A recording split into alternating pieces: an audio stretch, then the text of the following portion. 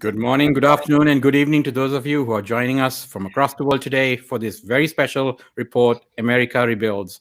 We are delighted and especially honored to have with us Krish O'Mara Vignarajah, President and CEO of Lutheran Immigration and Refugee Service, and former gubernatorial candidate for the state of Maryland, former policy director for First Lady Michelle Obama, and former senior advisor to John Kerry and Hilary Clinton.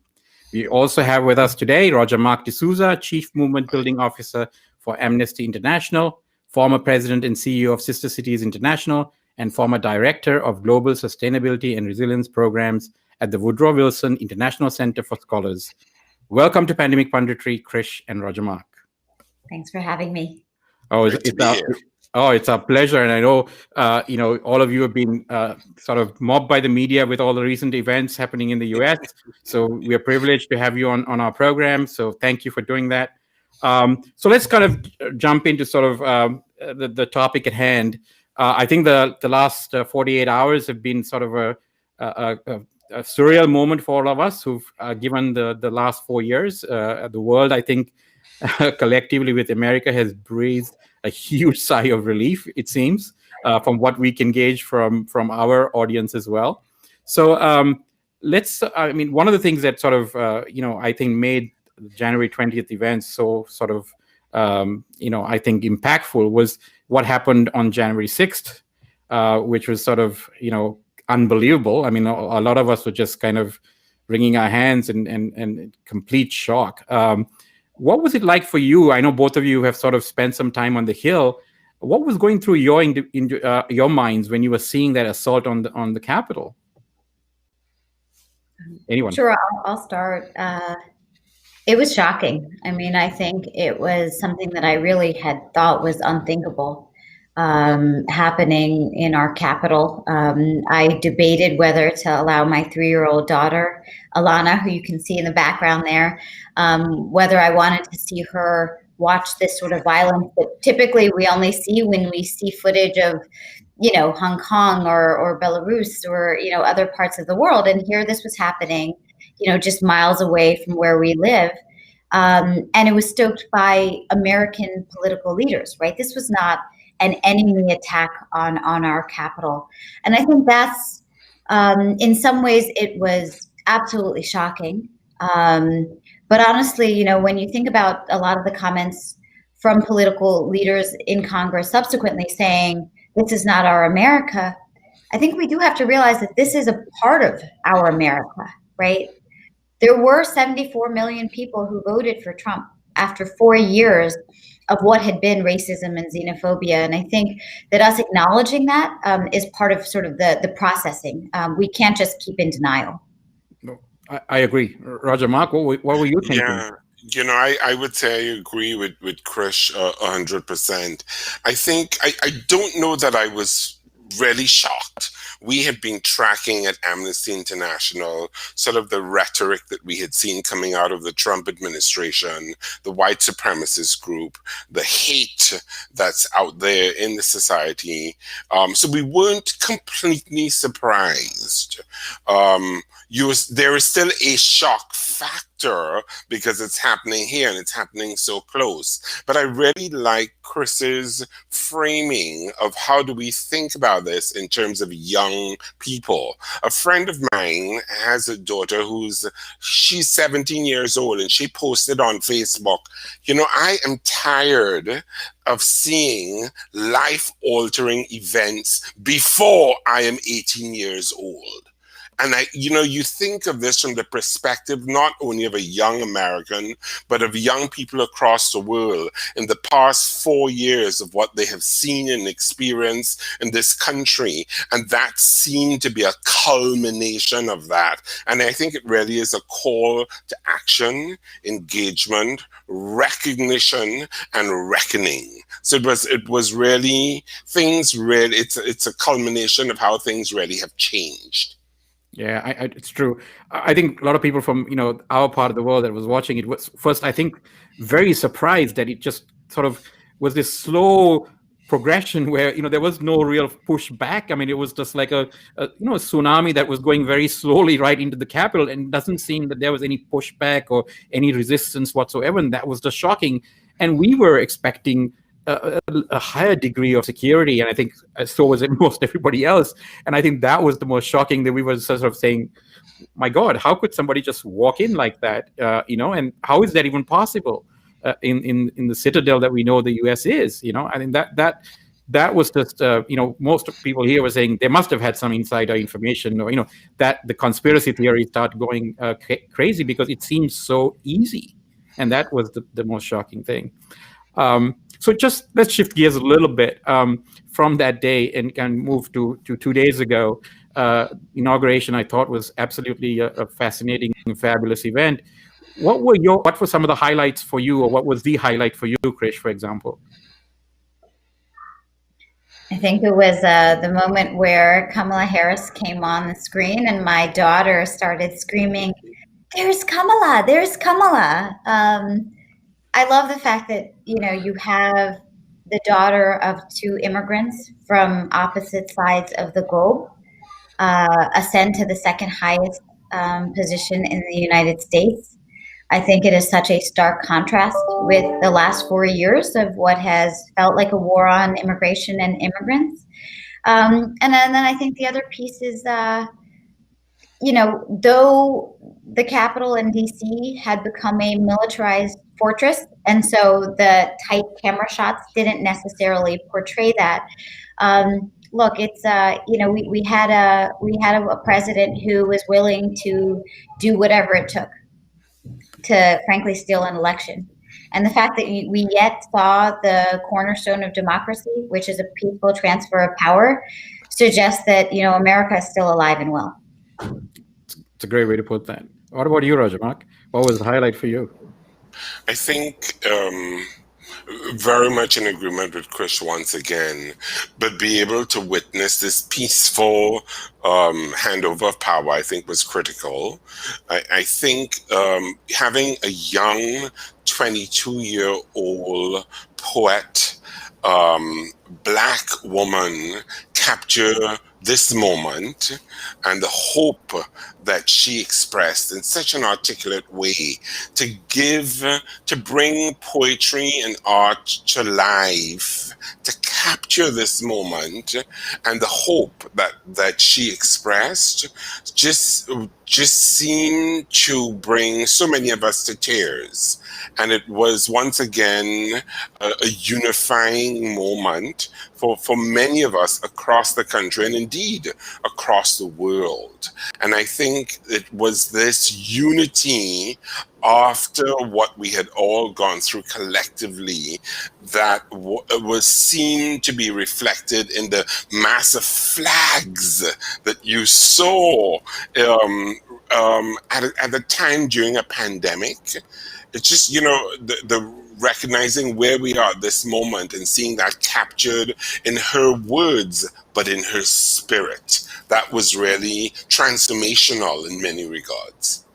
Very eloquently put, and that was also my highlight of the ceremony. So she was amazing. So Karthik, I know you're itching to get in on the conversation here. That's all right. Krish, it's lovely to meet you.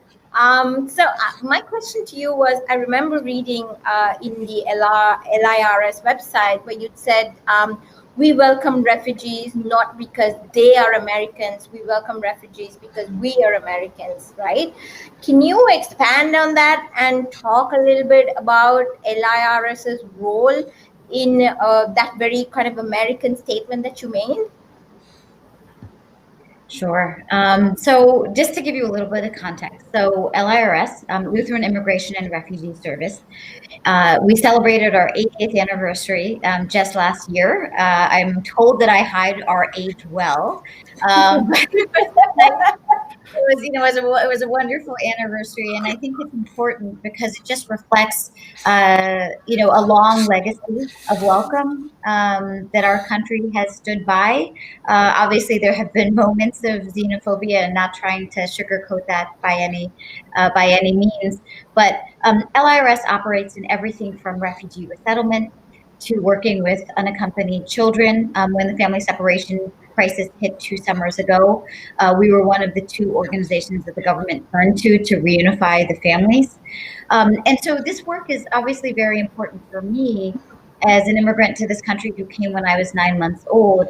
And I think part of why I highlight my personal experience and connection to this work is because I know that today there's a family just like mine that just wants to bring their children here and live a safe and decent life and pay taxes just as so many immigrants have done before. And I think that's where it's really important to recognize, especially in the midst of so many crises that we face, that this is an opportunity for the country to rebuild, and that immigrants must play a critical part in that rebuilding. Spot on. Spot on. Thank you, Krish. Rajma, lovely to meet you. Still trying to get over how alike you and Lavin look. Could be brothers. So, I mean, obviously, Amnesty International is like a well-known and respected, human rights organization globally. So, as its chief movement officer, what do you do? Like, what is your role? That's a good question.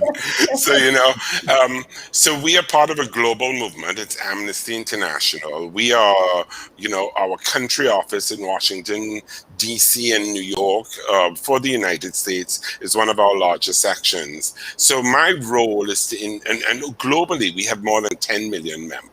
So we're the oldest and largest grassroots human rights organization. So my role is to engage our members in how they could continue to defend human rights and to hold governments accountable for human rights violations. So it means that I oversee our research department, I oversee our activism work, and I oversee the ways that we engage our members across the country and then how we connect with others across the world.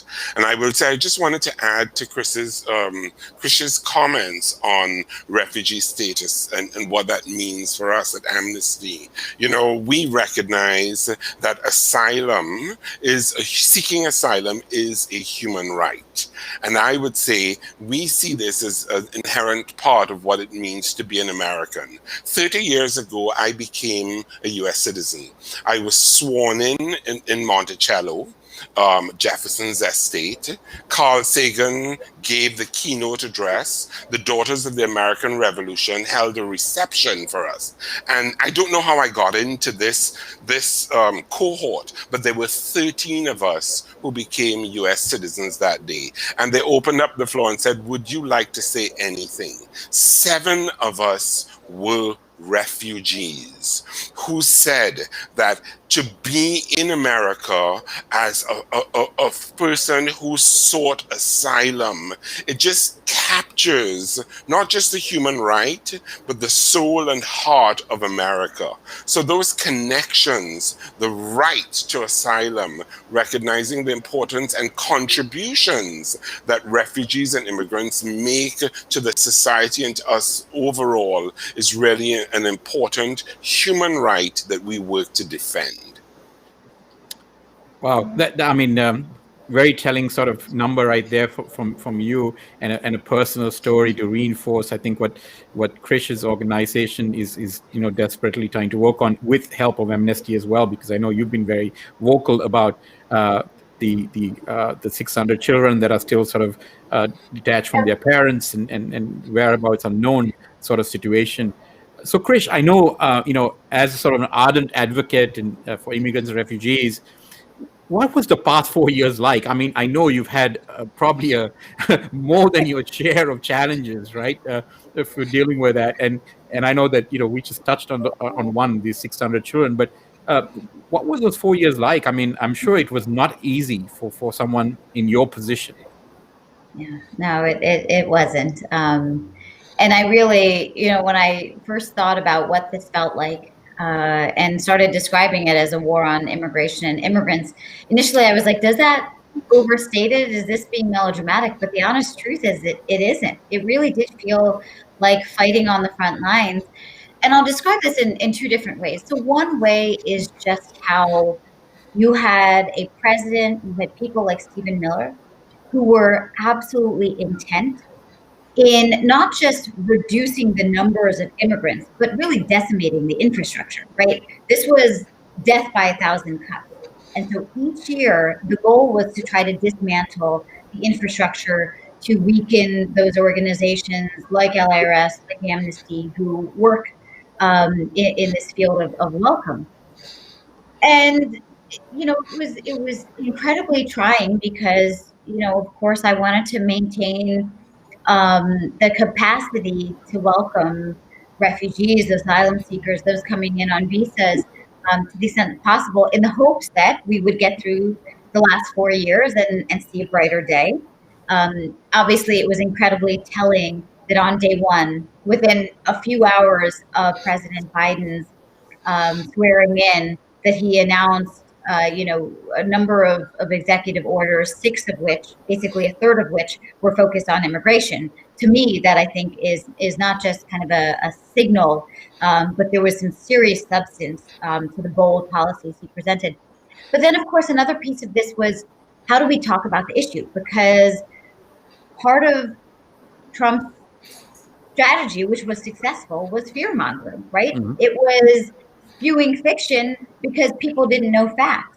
Right. And this is where, I think Roger Mark and the incredible work that Amnesty International does is so helpful, because it is in part about grassroots mobilization and a public awareness campaign, because I do think people just have a misconception of who immigrants are. And so when you have a president who is describing them as criminals and rapists and perpetrators of violence, people listen to that nonsense. And so, part of our strategy has been to try to just myth bust. And what's really incredible is the irony of what the last 4 years and Trump's agenda has been is public support for immigration has never been higher. 8 in 10 Americans believe that immigration is actually a positive thing for America. And so I hope that what we can do is build on that, but recognize that this isn't the last that we've seen of demagogues who will try to politicize immigration. And Lavi, if I could just add, Krish has captured the situation so well. And for us, as part of our documentation efforts, we have gone into the detention centers. We work directly and closely with families.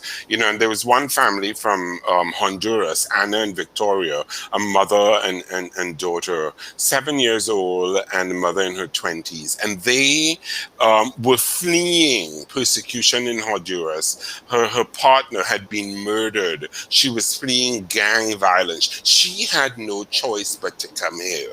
And once she was detained, they were forcibly separated. And their choice was that they said that the government, the Trump administration said, we can release your daughter without you. And this is just nuts. This is really a Sophie's choice. And we were saying, no, we have to release families together, and there are opportunities for them to be welcome into society. And we have to also recall that this is happening during the time of a pandemic. And some health experts were describing the conditions under which these families and these children were being held. And one health expert said it was the equivalent of COVID torture, the conditions in which they were being held. So not only the violation of fundamental human rights, the separation of families, but this was happening during a pandemic. Harrowing, inhumane, and just plain wrong. So I think with Krish and other colleagues just coming together to address these human rights violations is critical, and recognizing that overall Americans and the global community support and recognize these individuals and the right to asylum. So what you're describing, and I was, obviously privy to this sitting in this part of the world as well. We are dumbstruck in some sense that this is happening in America, right? And I want to ask you, Roger Mark, I think, America has always sort of been this beacon, right? At least that's what people in the world have historically viewed it as. And both of you are examples of that beacon. I mean, you've come, you settled and done so well for yourselves as well as the country. Do you think that, this sort of last 4 years has diminished America's standing in the world, and has that negatively impacted Amnesty's sort of ability to advocate on behalf of human rights? Well, I think it's a critical question. Certainly, it has affected the standing of the United States in the world. And I think this America First unilateralism has isolated the country and the possibilities in very unique and harmful ways. You have seen an isolation from critical international bodies like the World Health Organization, WHO, the UN Human Rights Council. And even though those bodies and mechanisms are not perfect, they fulfill a very important function of tracking, documentation, accountability, and mobilization. So there's been a removal of involvement from the United States in those international organizations. I think you've also seen this policy of America First in terms of what I would consider vaccine nationalism at a time of COVID, saying that we have to cover America first. This is important. This is a basic human right, access to health. And I think as we look at how we roll out the vaccines, it's very important that we look at human rights principles in terms of accessibility, affordability, distribution, not only within the United States and globally. So just how these vaccines are being distributed and administered, and we have to be really conscious and careful of that. Now, in terms of whether this definitely has presented challenges, but it has presented opportunities. More than ever, we are aware that the world is watching. What happens in the United States matters more than ever. And because with Amnesty, we are Amnesty International, we are just one part of the world, but we have many of our colleagues and members across the world who mobilized to support and get others involved in holding the US government accountable. So that the thousands and thousands of letters and calls to action coming from outside the United States to uphold these rights in the United States was really, really critical. So, Krish, what do you think? Were you seeing some of that for you also? Yeah, absolutely. And I would just echo everything that you said, because I think it's spot on. I think that what worried me was what signal do we send that creates a domino effect, right? When you think about, let's just take refugee resettlement as an example.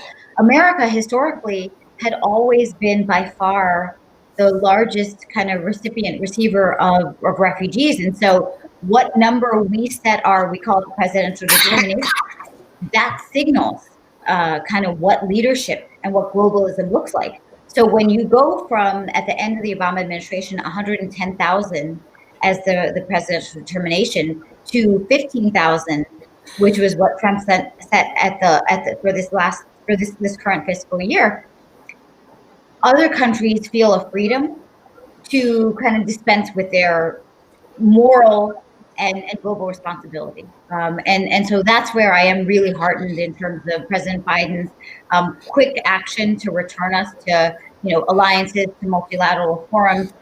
But he's also committed to returning us to 125,000 as the refugee number. I hope that will have a ripple effect, because I do think that Roger Mark is exactly right, that people are looking to what America does.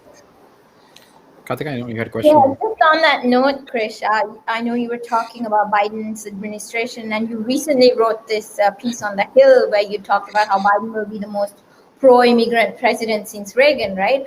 How confident are you that he'll find bipartisan support to enact the groundbreaking, immigration reform? And the second part of that question is, what would you tell Republicans on the Hill to convince them to back this legislation?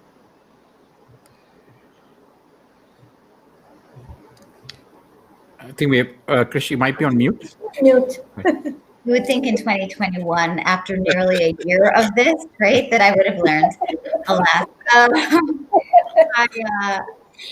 What I was saying was, what's interesting in what President Biden proposed was it was a combination of executive action and then a bold legislative bill. So what is great is that there are certain actions like stopping construction along the border wall, are things that he could do unilaterally. The Department of Homeland Security put a moratorium on any deportation so that they can review the vast majority of possible removals. But we all, I think, recognize that even before Trump and the last 4 years, our system was not as effective and efficient and egalitarian as it needed to be. And that's where I think there is bipartisan consensus. And I do think that we could find 10 Republicans who have the, kind of willingness, the courage to stand up and recognize that a broken system needs to be fixed. But in terms of the agenda that President Biden proposed, I do hope people appreciate that it is not some radical agenda, that I'm sure some extremists are going to try to contort it. But there is a reason why business groups, civic groups, faith-based groups, law enforcement have actually come out in support of some of the proposals he's made in terms of undocumented persons having, an ability to finally attain legal status. When you look at the implications of immigration, we know that kind of what he's proposing reflects that it's not just what's right for America to do, it's also what's in America's own interest, right? And so, talking during the pandemic where 3/4 of undocumented persons serve as essential workers highlights the critical role that they're playing today. When you look at, the 2 major vaccines that are being distributed right now in the US, they were created by foreign-born scientists. And so that's where I just think that we can never forget that even in the worst of times, right, that we're going through right now, immigrants have been such a critical facet of our response. And so that's where I think there is ways in which we can forge bipartisan consensus. That was very good point there. The value of immigrants and on the U.S. economy, on science, on all of these things. I think people tend, in the last 4 years, I guess they've been sort of brushed under the rug very conveniently. But I'm glad that 8 out of 10 Americans actually believe that immigrants are a good thing. So hopefully that will propel the Republicans to. And one thing I was surprised on that article was that Reagan was a pro-immigrant president. That shocked me. And that was amazing. I didn't realize people don't appreciate that he was the president who resettled the highest number of refugees of any president. We've actually resettled more refugees under Republican administrations than Democratic ones, which just shows that, prior to the last few years, this was a bipartisan program. Wow, very good. So I know that both of you are activists and advocates for things that are good in the world. But activism seems to have sort of fallen out of favor in recent years. I mean, Greta Thunberg gets such a lot of flack for what she's doing, for example, and she's only now 18 but 16 at the time. Given the vital role that activism and dissent plays in any vibrant democracy, do you see a greater role for activists and activism as we tackle these sort of massive issues like climate change and structural racism and human rights and poverty? I mean, do you see a real need for that among our young and old as well? Anyone? Absolutely. If I may, Krish. It was funny. I was thinking a little bit about how our work in terms of activism has changed during a pandemic. We're doing, of course, everything is virtual now. And how do we reach out and engage our members? And we have members throughout the United States, and there's work that needs to happen at the federal level, as we were discussing. But we also need to continue to push mayors and governors throughout the country at the state and local level. And one of the main ways to do that is through activism at that level. And there's a real opportunity. These are the constituents that are holding policymakers accountable. We also do a lot of work around ending gun violence and ending police, extreme police killings against Black and brown communities, and being able to mobilize Americans and young people throughout the country who are then able to enter into productive discussions with the police and the armed forces is very transformative. So activism at this time, and I think perhaps more than ever, has an opportunity to open up spaces for dialogue, understanding, engagement, and accountability. And also it really is a strong component of education. A lot of what Krish is sharing, folks are, Lavi, you were saying, I'm surprised to learn. There is so much that we share through our activism that is about learning, sharing, understanding, finding areas of commonality to come together and mobilize. So it's not just addressing the wrongs, it's finding ways that we can bring the community together. And I would say as we engage young people, there's an increasing hunger and desire for this. So there's a real opportunity right now. We just had our virtual activism conference, and the theme of the conference was Activism is the Art of Disruption. And this is important. We need to address the human rights violations that we're seeing in the society and in the world, and activism is an important way to do that. Yeah, and if I can just jump in, because I completely agree, and I also just love that title of activism is the disruption of is the art of disruption. I think that's brilliant. We just experienced, right, in the near term, the most powerful form of activism, which is we now have a new president thanks to the individual action taken by tens of millions of people. And so if anyone has any doubt about the power of the individual and activism, you just had to turn on the TV this week and you saw the most poignant kind of impact of it.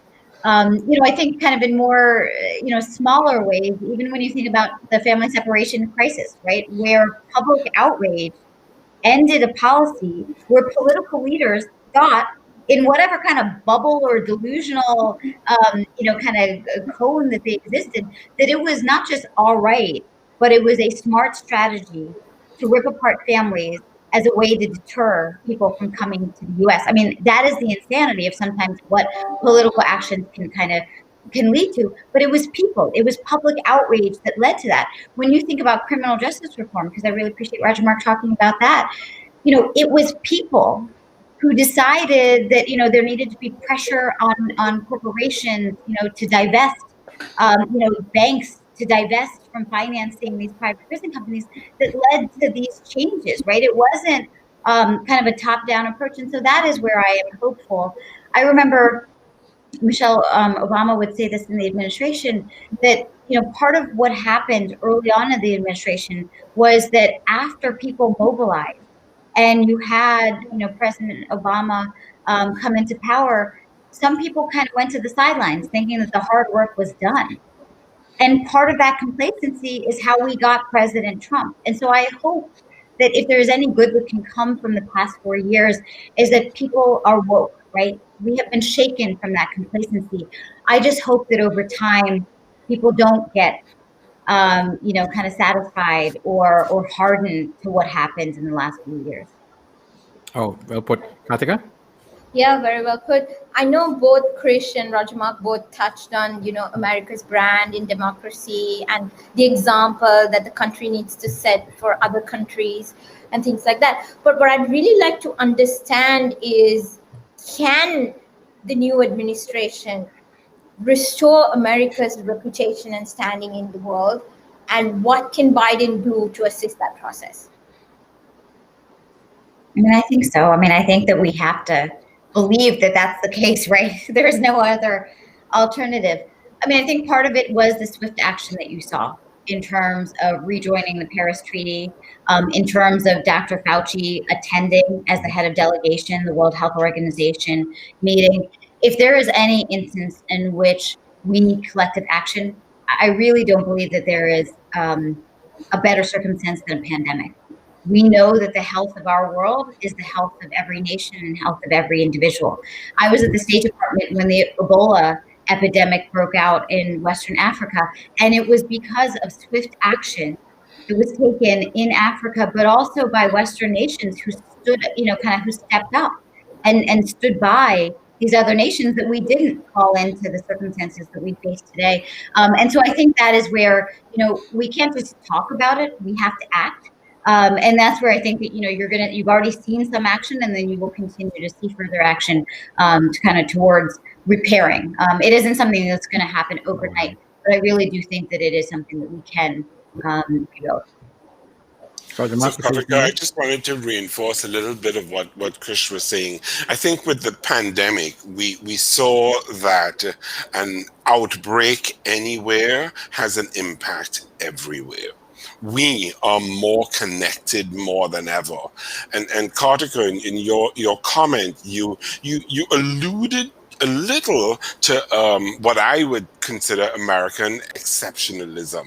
And I would just be a little careful in that area. I want to just be mindful that we're not portraying the United States as the model to the world. We are part of a global community. We are connected in very important and significant ways. So the examples that Krish is giving of our engagement in the world is important. It's how do we show up in these global spaces in a real, authentic way? How do we leverage what the United States as a country, as a society can bring to global engagement, and to recognize that this is not only the right approach, it's a smart approach. So it is in our interest to participate in this way. But I just want to be careful that it's not this exceptionalism framing and we are the model of the world, because this really gave rise to this America First unilateralism approach. And it's really meaningfully engaging in globally, and having the average American citizen understand what that means and communicate that at various levels. It's through education and bringing that message into the schools, which is why I'm so excited about the platform of the Universal Declaration of Human Rights. It recognizes that connectivity that we know in humanity. And I think as the United States shows up in those spaces in authentic ways, we will bridge the divide that we have experienced in the past 4 years, but also continue to learn from other countries and engage in real and meaningful ways. Well put. I think you had a question for Mark that essentially addressed that exceptionalism question. But I do have a follow-up question to what he just said. Krish, please. Sorry. I was just going to say, and I think that, we both have touched on the pandemic, but the truth is, in terms of the multiple crises that we face at this very moment, they are all global in some nature, right? Whether it's, the economic recovery that needs to be not just the U.S., getting out of its economic recession, but it's obviously a recession that every country is experiencing, and the nature of global trade requires collective action. Whether it's structural racism, and the fact that even when the George Floyd, the protests around his death reverberated across the globe, that is the racism that we see pervasive, and infiltrating every single nation, and no country can be isolated. And then, of course, with the climate, the fact, that Lavindra, you're coming in from India, we cannot solve this problem unless India and China and other nations, the global South, experiencing the brunt of some of the pain. All of those are the crises that we need to kind of address together. Spot on. Yeah. Just now that we've established this common ground globally and how we all need to take collective action, do you feel in the past year, as a planet, as a collection of countries, we did enough to combat the pandemic together? And had we done a better job, do you think we would be better off today?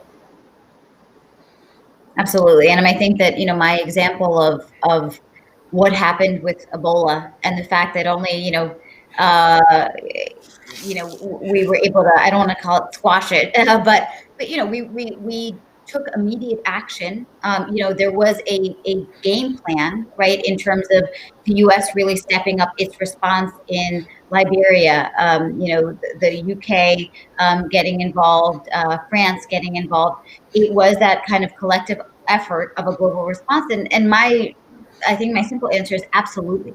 If there was more information that had been shared immediately as soon as there was an outbreak, if other countries responded more quickly. Even now, as we're talking about vaccine distribution, right? Yeah. We are seeing this tug of war and kind of a zero-sum approach because countries are, being very, they're trying to, and I understand that they're trying to take care of their citizens, but we do need to have a global response.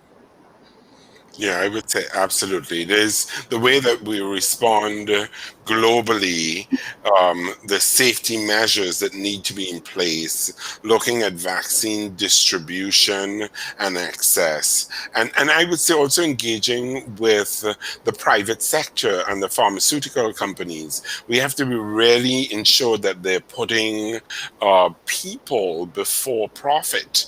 This really is getting at the heart of humanity. So I think it's looking at different levers that allow us to address the pandemic. But I think we also have to have a very human approach to this.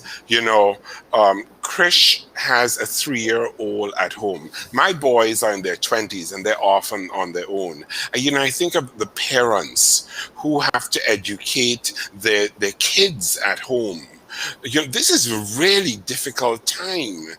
I know many people who have tested positive.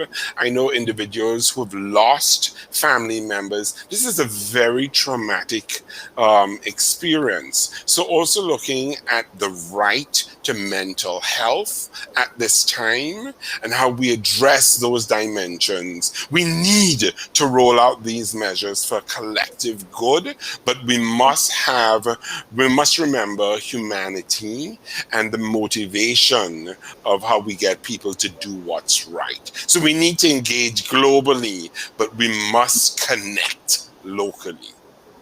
Well put. What is surprising is, so the pandemic started, say, March, right? So, or slightly earlier. We've known that the vaccines will be sort of finally what would sort of, bring us out of the mess.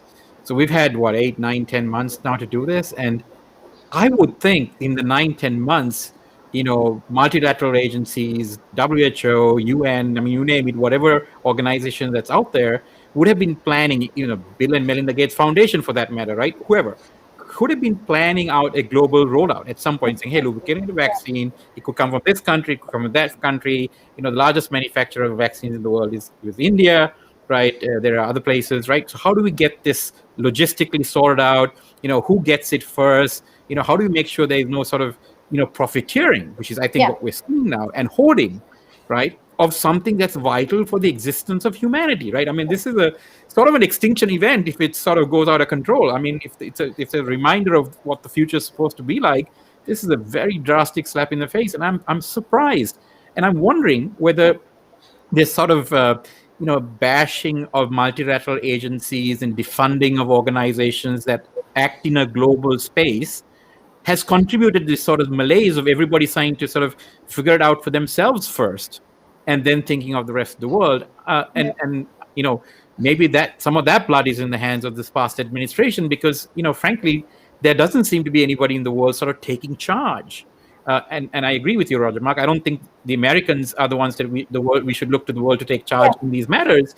But at the same time, there has to be someone in charge, right? And I think, or somebody collectively herding us all together and saying, hey, look, for the collective good, we should come up with a plan. This is what it needs to look like, without being intrusive or infringing on people's sovereignty and choice of vaccine and all of these other things that are equally important. But I'm just nonplussed, actually, when I hear the current situation. I mean, now we have a vaccine, we have multiple vaccines, and now it seems like people are just scrambling to get their piece of the pie and ignoring the rest of the world. And that seems counterproductive, because the vaccine doesn't really care whether you're an American or Australian or an Indian, right? It just attacks you. You're human. So I think this is sort of a clarion call for humanity, I think, finally, to sort of get their act together as a species. Forget the nation state, Do you agree with that statement? In terms of, I mean, it seems like we wasted time already on this.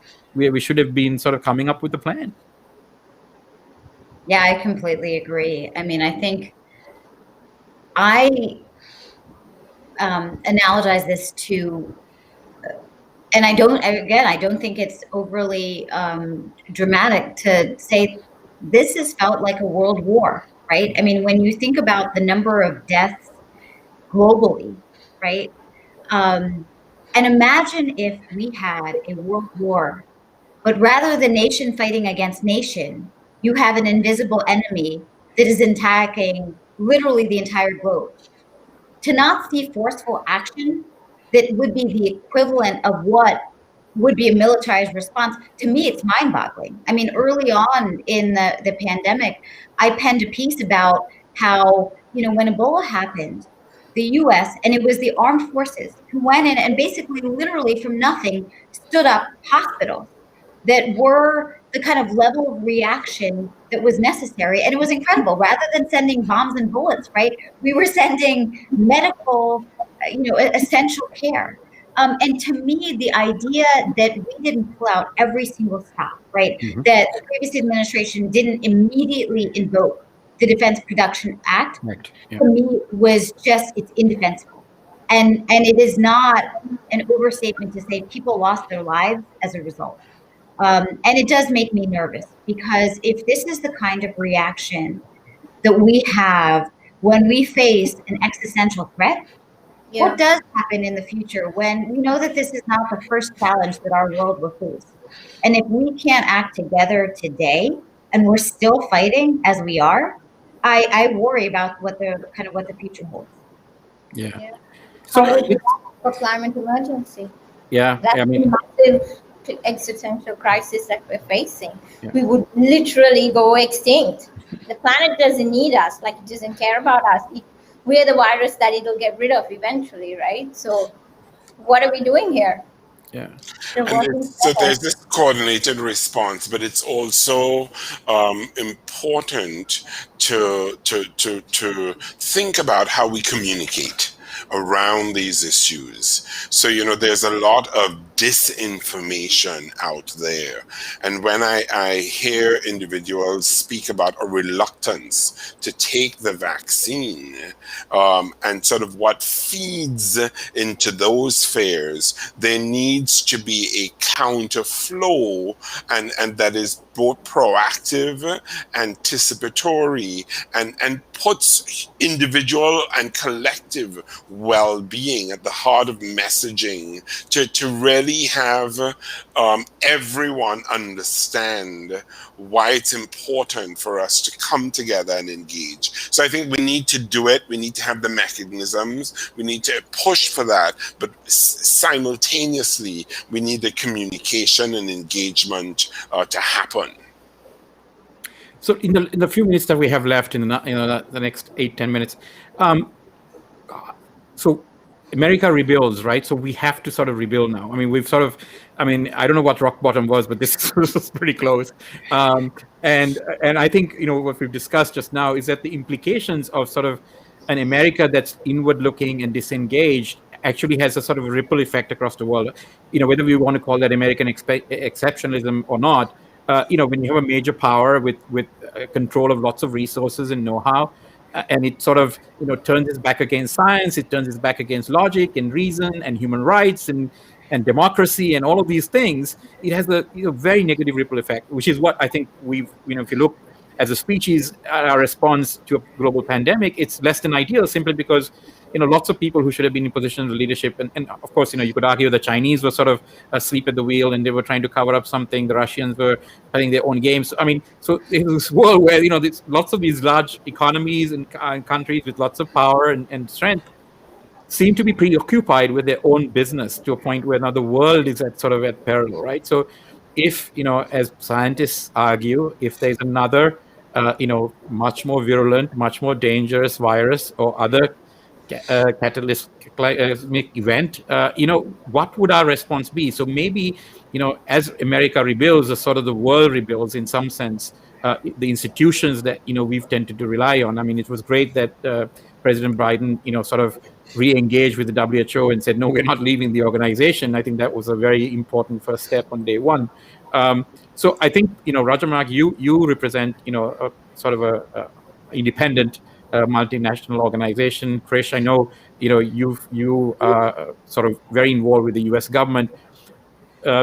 Are you both bullish on the fact that now that we've got sort of science back in the in place and mature leadership that knows how governments and countries and nations work, that we can rebuild this sort of back? I mean, are you bullish on that, or are you still a little hesitant given the sort of the recent politics of things? Can America rebuild, I guess, is the question. Yeah, so I'm happy to go first. I think so. I mean, I think we are blessed by the fact that there is experience. As you said, science, evidence-based decision making that is now at the helm. But I also, studied international relations when I was at Oxford, and I also am not naive to the fact that there is, a lot of kind of realpolitik that will be at play, right? And so we've got to navigate that. Where there are ways in which we can early on know that there is, a collective action that must be done together, where there is a benefit to all from information sharing, right? We have to optimize for that. Then, of course, kind of the nativist tendencies that regularly rear their head, of course, to the extent that we can block them, to the extent that we can mitigate them, there's obviously value and virtue in doing that. But I think we have to also recognize the realities that we are going to face, that some countries are not going to play nice, that some countries, rather than finger pointing, rather than doing the work, they're going to finger point. But I do think, and I think Karthika noted this too, we don't have time to waste anymore, right? These crises are not ones that we're preparing for that are going to be decades down the road. We are already behind in terms of our response. And so, to the extent that I know that we have several parents who are serving as panelists or asking questions, and I'm sure in the audience, like, this is where our children, our grandchildren will never forgive us if we don't take the action today. And if for nothing else, I hope that is what kind of motivates the urgency with which we need to act today. Yeah, I'd just like to jump in just on that note that Krish said. It's stunning that you said that, because I think Lavi and I ran a panel with a bunch of kid activists. They were all like 13 years old about a month ago. And they were talking about how they're now thinking about whether they should be having children or not. At 13 years old. Yeah, they brought us both to tears. I mean, we were just, we were just shell shocked, when that came through. It was like, oh my God, I mean, the 13-year-olds should be thinking about whether they should have children or not. I mean, what have we done, as adults? What have we done? Yeah, but I think that this is a really good reminder. In the chat, Ritu is asking whether activism is equated with just interference and being portrayed negatively. And I think this is part of what Krish, if I may, is alluding to. We have a moment in time for America to rebuild with this administration. But we have to have a longer term perspective. right? We have 4 years with this administration, and that's an opportunity. But activism is the constant engagement and rebuilding. It's getting in for the long term. So the 12 and 13-year-olds who are wondering whether they should have children are alluding to our intergenerational responsibility. And this really is at the heart. So activism is a unique opportunity to mobilize when opportunities present themselves, as we have with this new administration.